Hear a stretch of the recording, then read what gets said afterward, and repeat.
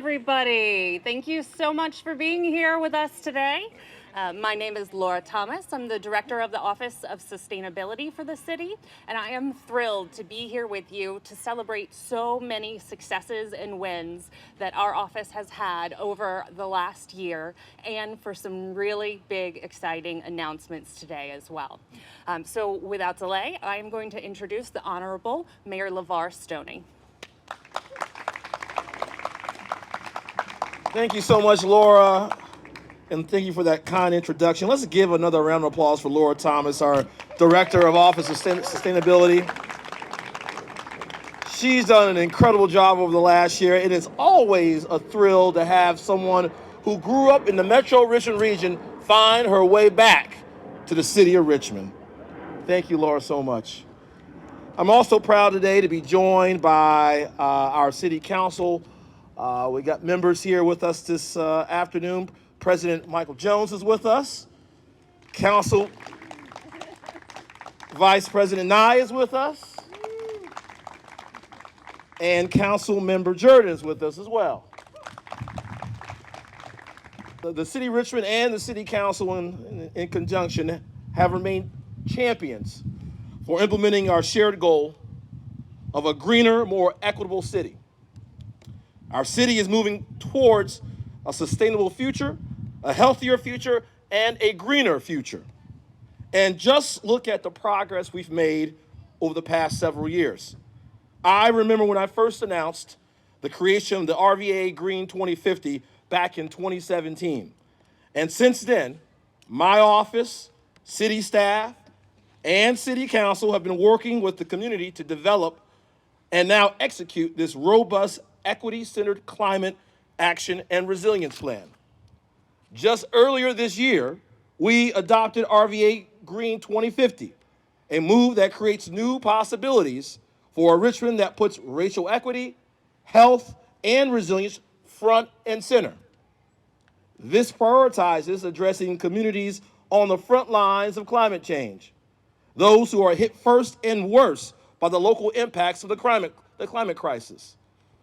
Within this framework, we're focused on transforming the antiquated systems that impact all of our historically disenfranchised communities. Not only are we creating a more inclusive Richmond for everyone, but we will be able to help right of our past, injustices of our past. Through this plan, we will all share in the benefits to our community, including improved air quality and more green space and trees. Our RVA Green 2050 plan is working to enhance our resilience to climate impacts for all Richmonders. Now, in my 2023 budget, I committed to ensuring that 50% of the city's energy consumption was from renewable energy sources. Now I'm proud to say that we have achieved that goal.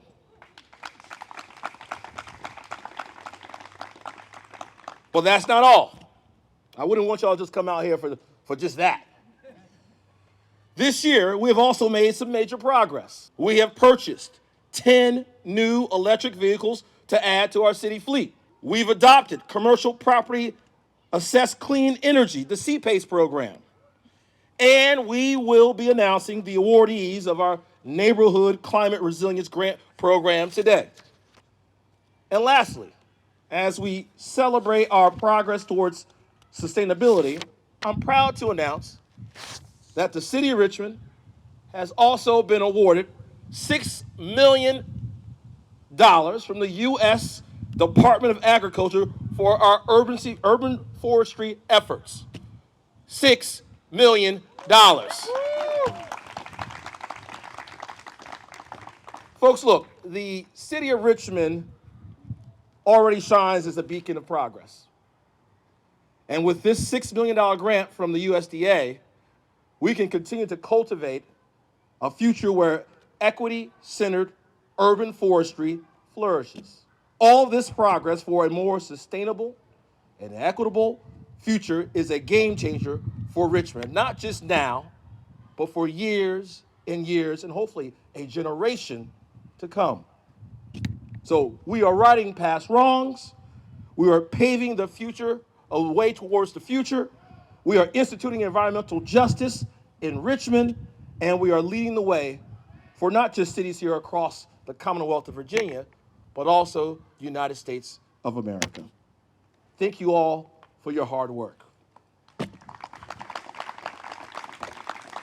And now it is my distinct honor to ask that the President of Richmond City Council join me at the podium, President Mike Jones.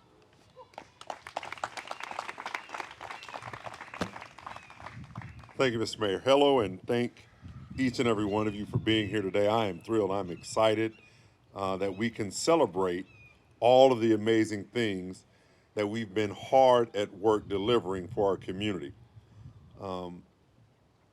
We have a green council, and I think the three members of council that are here today, we represent different aspects of being green, whether it is sustainability and true climate action and dealing with climate change. And this whole issue of greening our fleet, that is something that Catherine Jordan from the second has truly championed. And she's always been a voice for that. And I think she deserves a hand for that. Then all things river. Vice President Nye, she has been all things river, about accessibility, about combined sewer overflow, about what makes our city the river city. And so I just want to thank Vice President Nye for what she's done in championing that as well. Let's give her a hand. And then I've told this story before, Mr. Stoney, Mr. Mayor, that our dearly departed friend, Donald McKeechin, while he was in Congress, he championed climate change and environmental justice. And when he did that, I gave him a hard time. We're fraternity brothers.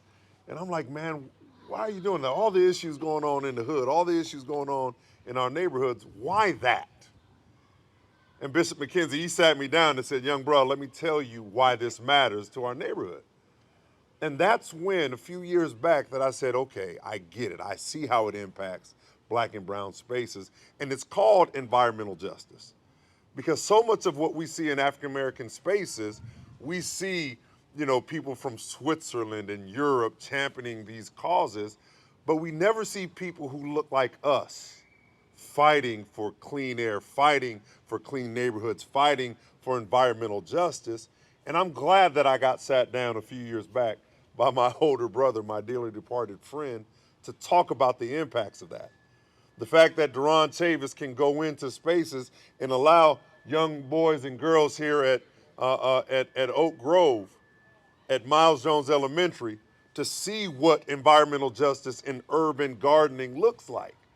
They may get it from someone like LeVar or myself, but to have someone come in with the natural dreads, to have someone come in that is able to meet them right where they are, that's important for black and brown spaces.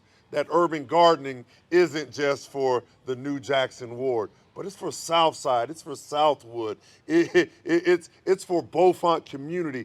We deserve these types of things as well. Sankofa Gardens is about sustainability. It's about us feeding each other and being able to feed ourselves. And I just want to thank each and every one of you for being here today and for being a part of that. And then we've got to amplify this message. The weather's changing.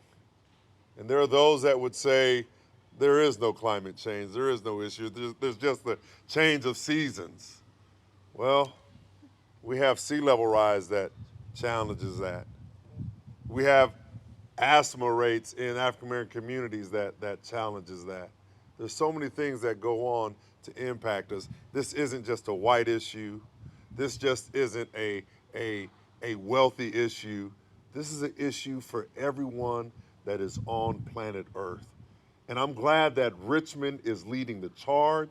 I'm glad that our mayor, he's the education mayor. Man, he is so many different things, but we're gonna label him the green mayor because he has allowed us to champion this. He has been lockstep with us, and that's important.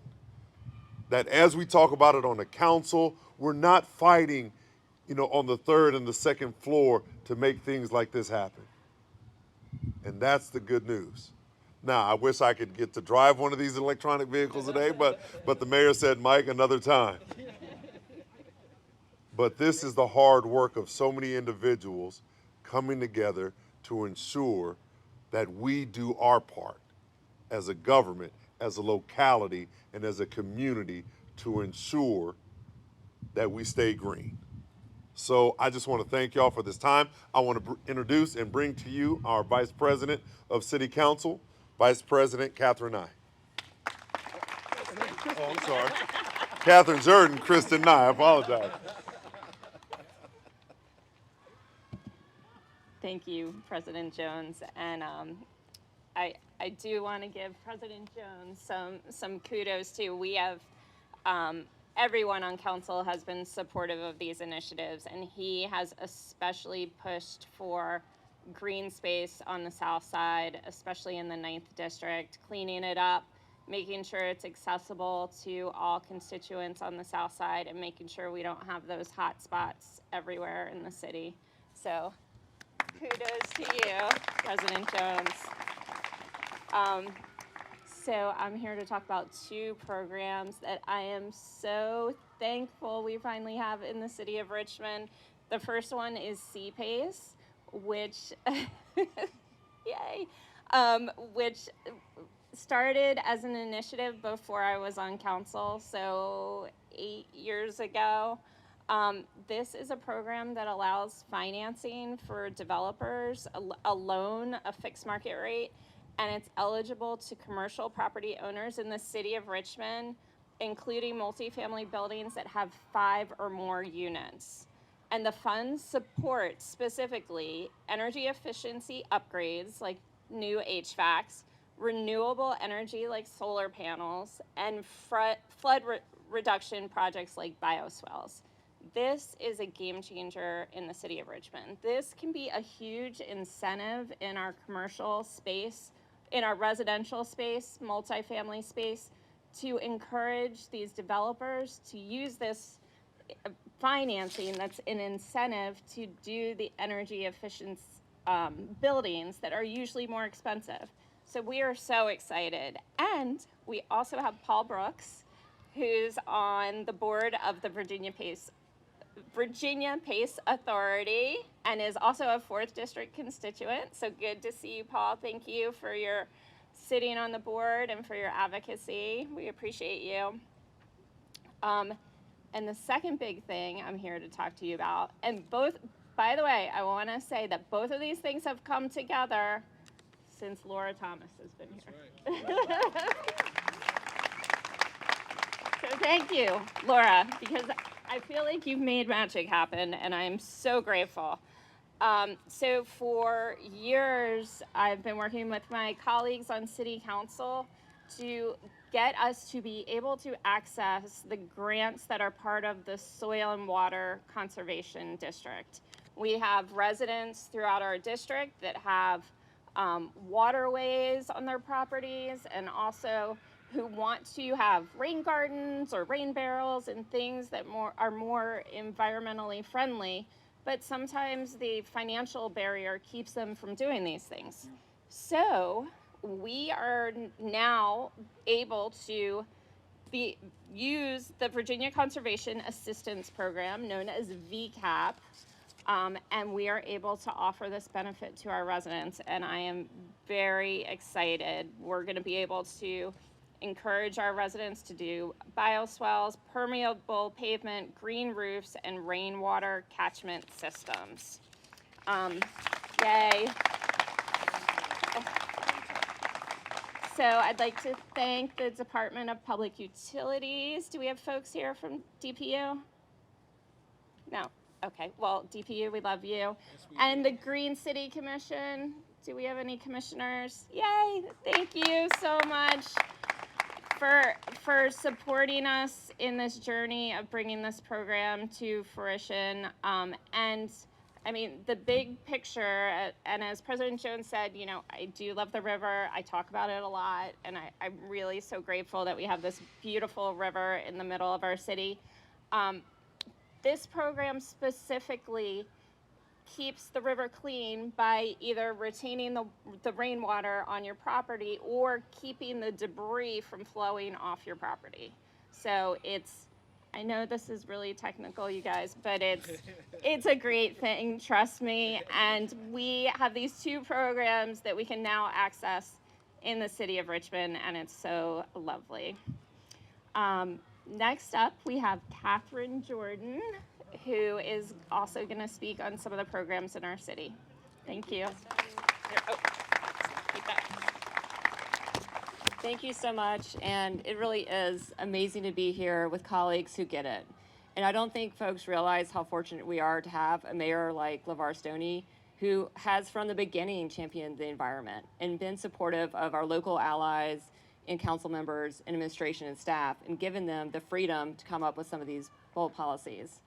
And of course, President Jones and Councilmember Krista and I have been there every step of the way. I maybe chimed a little bit heavy on certain issues, but they all had their own avenues that they were passionate about. And of course, colleagues that are not here with us today. The first thing I wanted to mention was that we're about to celebrate the 2-year anniversary of Richmond declaring a climate emergency. And that was a huge deal. Yeah, give yourselves a round of applause. So this was like a living Google Doc. And I see members here in the audience that contributed to that. You know, Sierra Club, Green New Deal, Extinction Rebellion, League of Conservation Voters. I mean, the list went on and on and on. And it was really a community-driven document that had the full buy-in. All 9 council members voted for it. And it's so gratifying to go back to that document. And we're celebrating tonight if anyone wants to go to Legend Brewery. But it's so gratifying to go back to that document and see the things that we have achieved. Urban forester, hired. Michael, where are you? Somewhere. All right, there's Richmond's first urban forester. That's a huge deal. A new independent, more empowered Office of Sustainability, Laura Thomas. 9th District resident, absolutely. We have our own, and this came out of the last budget process, a dedicated grant manager for sustainability grants. There is a lot of money out there, guys, and we have got to be organized to make the most of it. I could go on and on. We have achieved a lot. It's incredibly exciting. There is so much more work left to do. But if I was going to talk about a few more things, I would just say October's Energy Efficiency Month. So this is a big deal. The City of Richmond is launching initiatives through our new energy management program. You can clap. So that we can make strides on this front and lead our community by example. So please sign up for the RVA Green 2050 newsletter to learn more ways to stay engaged. And before I hand it back to Laura, I'll just note 2 other things that are really important. We are fighting to stay in Reggie. So I think that most of you here. Gotta say that. Yes, and you know, I'm on all these green lists, and there was a protest about making sure we stay in Reggie. And Mayor, I was so grateful that you joined in that protest, because Richmond has gotten almost $9 million for really important climate work through this program, and our city is fighting to stay in it.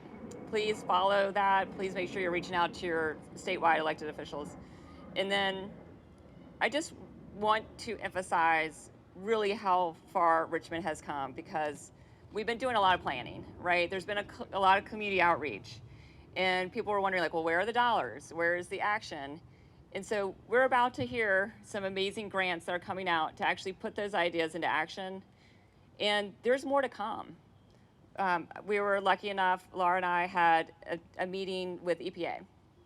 And when Laura went through all the work that this city has done and this community has done, the EPA was blown away, to the point where they said, you know what, we want to get a meeting together with all of our funders to make sure that you guys know how to access this, because you guys have your act together.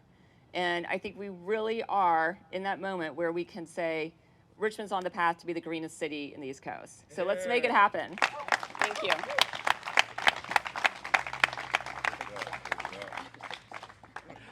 Well, Thank you all again. I really appreciate you being here with us today.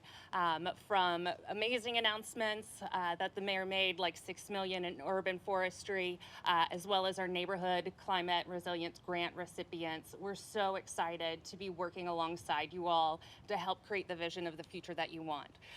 So we welcome you to join us. We'll be taking some photos. Right, we've got a large $6 million check, as well as I'd love to take some photos with the recipients of the neighborhood climate grants as well. We also have some free seeds and tree giveaway, and we welcome you to check out our new electric vehicles. So with that, give yourselves a big round of applause, and thanks for coming out today.